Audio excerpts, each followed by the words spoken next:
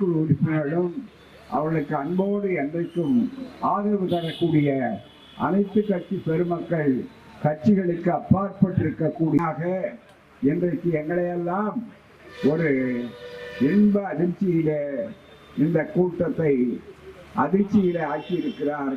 எல்லாம் மிக தெளிவாக நாங்கள் இந்த மாநாட்டில் திறந்தவழி மாநாடு என்ற பெயராலே ஏன் இருக்கிறோம் என்றால், ஒரு வாய்ப்பை இன்றைக்கு இந்த மேடை இவ்வளவு சிறப்பாக நடைபெறுவதற்கும், அதே போல இவ்வளவு தோழர்கள் கட்சி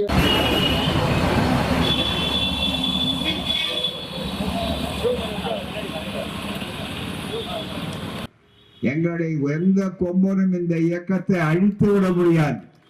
திராவிடர் கழகமானாலும் திராவிட முன்னேற்ற கழகம் எதிர்நீச்சலிலே வரக்கூடியது, நெருப்பாற்றிலே நீந்தி வெற்றி பெறக்கூடியது.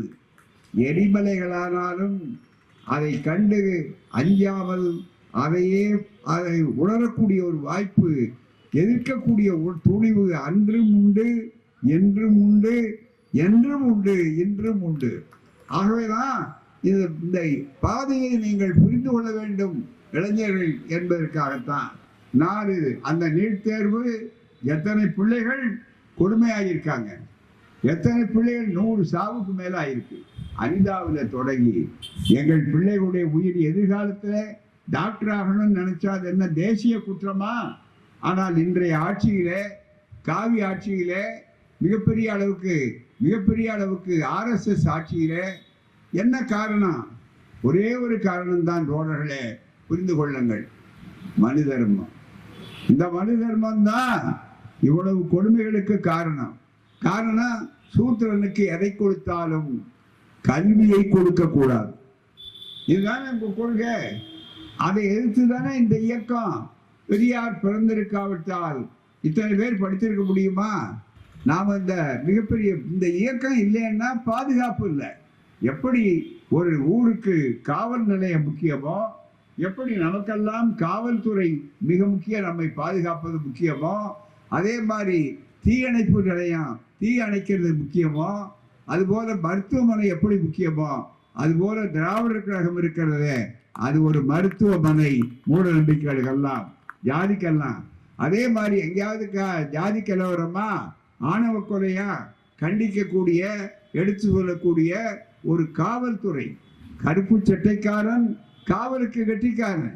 எங்களை எதிர்க்கிறவர்களுக்கு சேர்ந்துதான் பிஜேபிக்காரர்கள் அல்லது RSS தெரிந்தோ தெரியாமலோ போயிருக்கிற தமிழர்கள், பிற்படுத்தப்பட்டவர்கள், ஒடுக்கப்பட்டவர்களுக்கு சேர்த்து சொல்றேன்.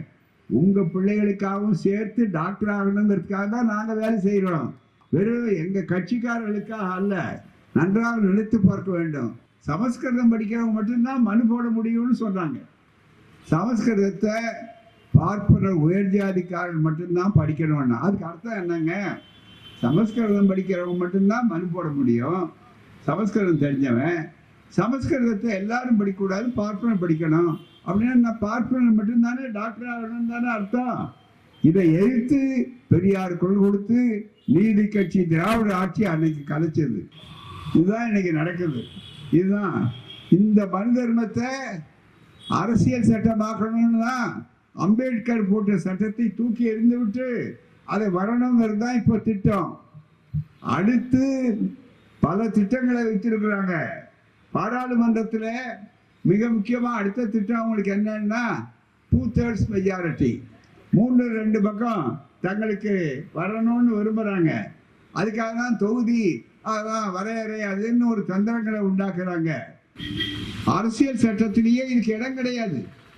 அரசியல் சட்டத்தை தூக்கி எரிஞ்சிட்டு தான் இந்த நீட் தேர்வு முகமை இந்தியாவில் தனியா ஒன்று நடத்துறதுக்கு அதிகாரமே ஒன்றிய அரசுக்கு கிடையாது. ஒன்றிய அரசுக்கு அரசியல் சட்டம் அந்த அதிகாரத்தை வழங்காத ஒரு அரசியல் சட்ட உரிமையை இன்றைக்கு எடுத்துக்கொண்டு இந்தியாவையே, இந்திய மாணவர்களுடைய எதிர்காலத்தையே குட்டிச்சோராக்கி கொண்டிருக்கிறது, நாசப்படுத்தி கொண்டிருக்கிறது இந்த ஒன்றிய அரசு. அதற்கு உச்ச நீதிமன்றம் தெரிந்தோ தெரியாமலோ, புரிந்தோ புரியாமலோ உயர் ஜாதி ஆதிக்கம் இருக்கிற காரணத்தினால் அவர்கள் நாங்களே சேர்ந்து செய்வோம், சரிப்படுத்துவோம்னா அதிகாரம் இல்லாத இடத்துல என்னையா சரிப்படுத்துறது? நினைத்து பார்க்கணும். அரசியல் சட்டத்தில் சொல்றாங்க, தேர்வு நடத்துகிற உரிமை பல்கலைக்கழகங்களுக்கு மட்டும்தான் உண்டு. பல்கலைக்கழகங்களை அடிக்கிற உரிமை மாநில அரசாங்கங்களுக்கு மட்டும்தான் உண்டு. அரசியல் சட்டம்.